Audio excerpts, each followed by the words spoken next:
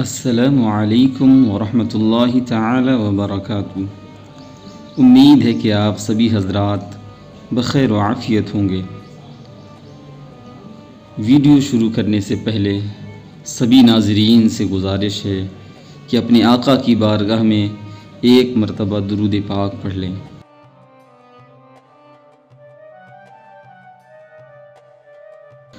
بنی اسرائیل میں ایک نہایت ہی فاسق و فاجر انسان تھا جو اپنی بدکرداریوں سے کبھی باز نہ آتا تھا۔ اہل شہر جب اس کی بدکاریوں سے عاجز آ گئے تو اللہ تعالیٰ سے اس کے شر سے محفوظ رہنے کی دعا مانگنے لگے۔ اللہ تعالیٰ نے حضرت موسیٰ علیہ السلام کی طرف وحی کی کہ بنی اسرائیل کے فلاں شہر میں ایک بدکار نوجوان رہتا ہے، اسے شہر سے نکال دیجئے تاکہ اس کی بدکاریوں کی وجہ سے سارے شہر پر آگ نہ برسے۔ حضرت موسیٰ علیہ السلام وہاں تشریف لے گئے اور اسے اس کی بستی سے نکال دیا۔ وہ قریب ہی دوسری بستی میں چلا گیا، پھر فرمان الہی ہوا کہ اسے اس بستی سے بھی نکال دیجئے۔ حضرت موسیٰ علیہ السلام نے اس کو اس بستی سے بھی نکال دیا تو اس نے ایک ایسے غار پر ٹھکانہ بنایا جہاں نہ کوئی انسان تھا اور نہ ہی کسی چرند و پرند کا گزر تھا۔ قرب و جوار میں نہ کہیں آبادی تھی اور نہ دور دور تک سبزے کا کوئی پتہ تھا۔ اس غار میں آ کر وہ نوجوان بیمار ہو گیا۔ اس کی تیمارداری کے لیے کوئی شخص بھی اس کے آس پاس موجود نہ تھا جو اس کی خدمت کرتا۔ وہ ضعف و ناتوانی سے زمین پر گر پڑا اور کہنے لگا، کاش اس وقت اگر میری ماں میرے پاس موجود ہوتی تو مجھ پر شفقت کرتی اور میری اس بے کسی اور بے بسی پر روتی۔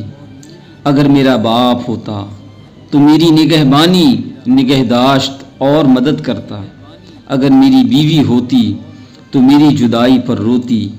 اگر میرے بچے اس وقت موجود ہوتے تو کہتے، اے ہمارے رب، عاجز، گنہگار، بدکار اور مسافر باپ کو بخش دے، جسے پہلے تو شہر بدر کیا گیا اور پھر دوسری بستی سے بھی نکال دیا گیا، اور اب وہ غار میں بھی ہر ایک چیز سے نا امید ہو کر دنیا سے آخرت کی طرف چلا ہے، اور وہ میرے جنازے کے پیچھے روتے ہوئے چلتے۔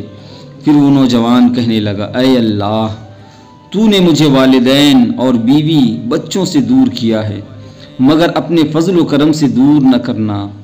تو نے میرا دل عزیزوں کی جدائی میں جلایا ہے، اب میرے سراپا کو، میرے اس جسم کو میرے گناہوں کے سبب جہنم کی آگ میں نہ جلانا۔ اسی دم اللہ تعالیٰ نے ایک فرشتہ اس کے باپ کے ہم شکل بنا کر ایک حور کو اس کی ماں اور ایک حور کو اس کی بیوی کی ہم شکل بنا کر اور غلمان جنت کو اس کے بچوں کے روپ میں بھیج دیا۔ یہ سب اس کے قریب آ کر بیٹھ گئے اور اس کی شدت تکلیف پر تأسف اور افسوس اور آہوزاری کرنے لگے۔ جوان انہیں دیکھ کر بہت خوش ہوا اور اسی مسرت میں اس کا انتقال ہو گیا۔ تب اللہ تعالیٰ نے حضرت موسیٰ علیہ السلام کی طرف وحی کی کہ فلاں غار کی طرف جاؤ، وہاں ہمارا ایک دوست انتقال کر گیا ہے، تم اس کی تکفین و تدفین کا انتظام کرو۔ حکم الہی پا کر حضرت موسیٰ علیہ السلام جب غار میں پہنچے تو انہوں نے وہاں اسی نوجوان کو پایا جس کو انہوں نے پہلے شہر اور پھر بستی سے نکالا تھا۔ اس کے گرد حوریں تعزیت کرنے والوں کی طرح بیٹھی ہوئی تھیں۔ موسیٰ علیہ السلام نے بارگاہ الہی میں عرض کی، اے رب العزت، اے مالک وحدہ لا شریک، یہ تو وہی نوجوان ہے جسے میں نے تیرے حکم سے شہر اور بستی سے نکال دیا تھا۔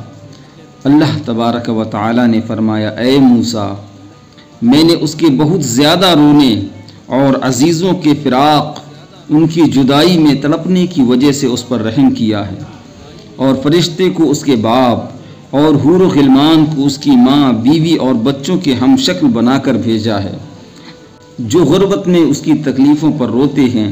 جب یہ مرا تو اس کی بیچارگی پر زمین و آسمان والے روئے، اور میں ارحم الراحمین، پھر کیوں نہ اس کے گناہوں کو معاف کروں۔ اے بندے مومن، اے مسلمان، اے میرے ایمانی بھائی اور بہنوں، ہمارا رب کتنا مہربان ہے، کس قدر اپنے گنہگار بندوں پر بخشش فرمانے والا ہے۔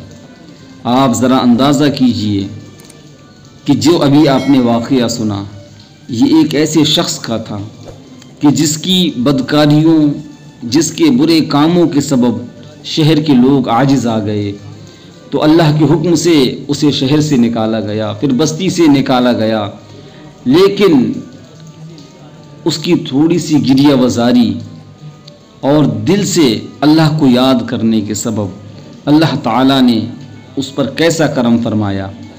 اے محترم، اے میرے عزیز، ذرا غور کر، اپنے رب کی طرف پلٹ کر آ جا۔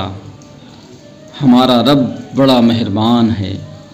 پیارے آقا فرماتے ہیں کہ التائب من الذنب کمن لا ذنب لہ، گناہوں سے توبہ کرنے والا ایسا ہی ہے جیسے کہ اس نے کبھی گناہ کیا ہی نہ ہو۔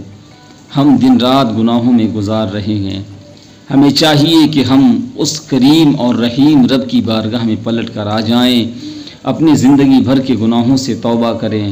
اللہ تعالیٰ کی بارگاہ میں دعا ہے کہ اللہ تعالیٰ مجھے اور آپ سب کو سچی توبہ کی توفیق عطا فرمائے اور توبہ پر استقامت عطا فرمائے، ایمان پر قائم و دائم رکھے، ایمان پر خاتمہ بالخیر فرمائے۔ آج کے لیے صرف اتنا ہی، زندگی بخیر ہے تو انشاءاللہ تعالیٰ کسی دوسرے واقعے کے ساتھ آپ کی خدمت میں حاضر ہوں گے۔